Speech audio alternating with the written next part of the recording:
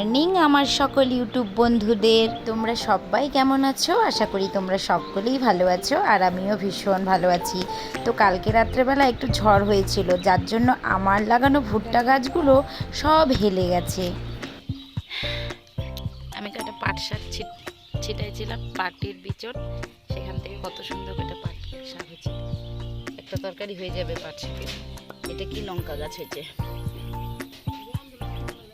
সকালবেলা যখন ঘুম থেকে ওঠার আগে পাখিরা ডাকে, তখন আমার ভীষণ ভালো লাগে, আর তার সাথে আমার গ্রামের পরিবেশটা আরও সুন্দর হয়ে যায়। এই কুমড়া গাছগুলো আমি লাগিয়েছিলাম, আর সকালবেলা উঠে আমি আগে গ্যাসটা মুছামুছি করে নিচ্ছি। মেয়েদেরকে স্কুলে নিয়ে যেতে হবে, তার জন্য তাড়াতাড়ি করে সব মাজা ঘষা করে নিলাম। আর জানো তো, প্রতিদিন যদি তোমরা গ্যাসটাকে মুছে রাখো, তাহলে গ্যাসটা দেখতেও ভালো লাগে আর খুব চকচক করতে থাকে।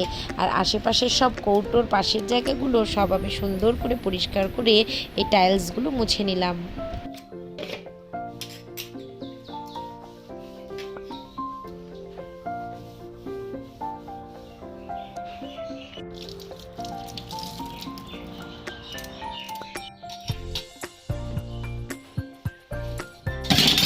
আমার এই খাওয়ার টেবিলের কভারটা প্রতিদিন নোংরা হয়, কিন্তু এই টেবিলে কিন্তু প্রতিদিন আমরা খাই না, কিন্তু মেয়েরা যেহেতু বিরক্ত করে, তার জন্য বাইরে যা সমস্ত কিছু থাকে সব এই টেবিলের মধ্যে এনে রেখে দেয়, যার জন্য আমার এই টেবিলটা প্রচণ্ড নোংরা হয়।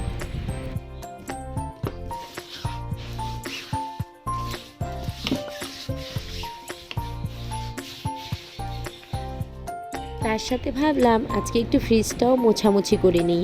মাঝে মাঝে ফ্রিজটা একটু মোছামুছি করলে বেশ ভালো লাগে, আর দেখতেও ভীষণ সুন্দর লাগে।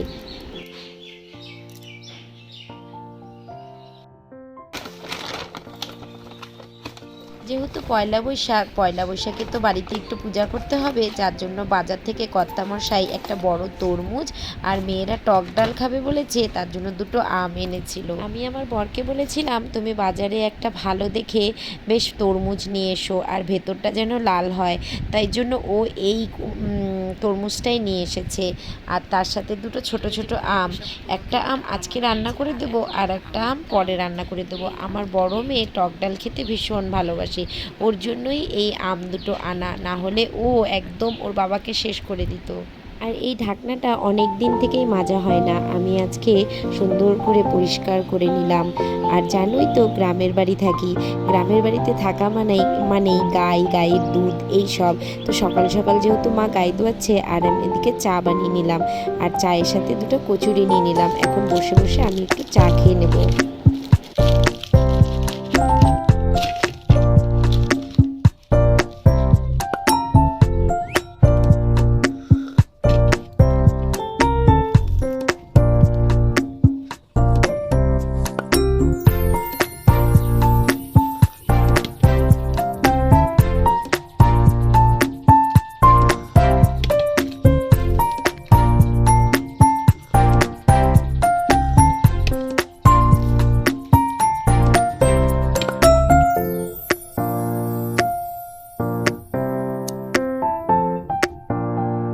আজকে বাজার থেকে কিসের মাংস আনা হয়েছে?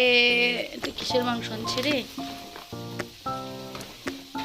ওরে বাবা, কিসের মাংস আনছে এটা? পাঠা, খাসি।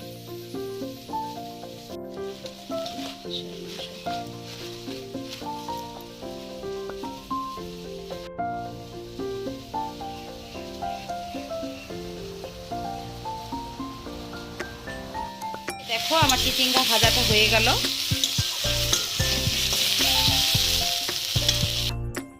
আজকে বাড়িতে রান্না হবে পাঠার মাংস, এই দেখো।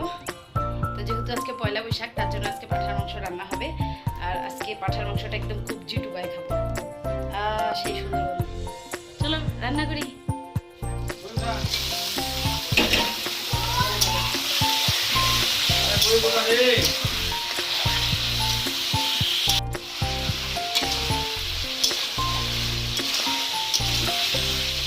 আমি জানো তো অত সুন্দরভাবে রান্না করতে পারি না, যেটুকুনি রান্না করি সেটুকুনি তোমাদের সাথে শেয়ার করি। যেহেতু আমার মেয়েরা খায় তার জন্য আমি বেশি ঝাল দিই না, অল্প ঝাল দিয়েই আমি রান্না করি। তো আজকে যেহেতু আমার মেয়ে বলেছে পাঁঠার মাংস খাবে, তার জন্য তার বাবা আদর করে পাঁঠার মাংস এনেছে বড় মেয়ের জন্য। মাঝে মধ্যে মনে হয় মাংসটা ভীষণ ঝাল দিয়ে রান্না করব, বেশ একটু ঝাল ঝাল হবে আর কষা কষা হবে, কিন্তু সেটা আর হয় না। মাংস রান্না করার ভিডিওটা হয়তো আমি পুরোটা দেখাতে পারলাম না, তো যেটুকুনি দেখালাম সেটুকুনি তোমাদের সাথে শেয়ার করলাম। তো বন্ধুরা, আমার এই ছোট্ট ব্লগটি যদি তোমাদের ভালো লেগে থাকে তাহলে অবশ্যই লাইক কমেন্ট শেয়ার করবে, তার সাথে আমার পাশে থাকবে। আর এদিকে আমার দুই মেয়ে পয়লা বৈশাখে নতুন জামা পরে নিয়েছে, আর আমাকে বলছে যে মা দেখো তো আমাদের কীরকম লাগছে। তো যেহেতু পয়লা বৈশাখ বলে কথা, আর আমার মাদের ভালো লাগবে না সেটা কি হতে পারে? তো আমার সোনা মাদের ভীষণ ভালো লাগছে। আজকের ব্লগটা এখানেই শেষ করছি, টাটা।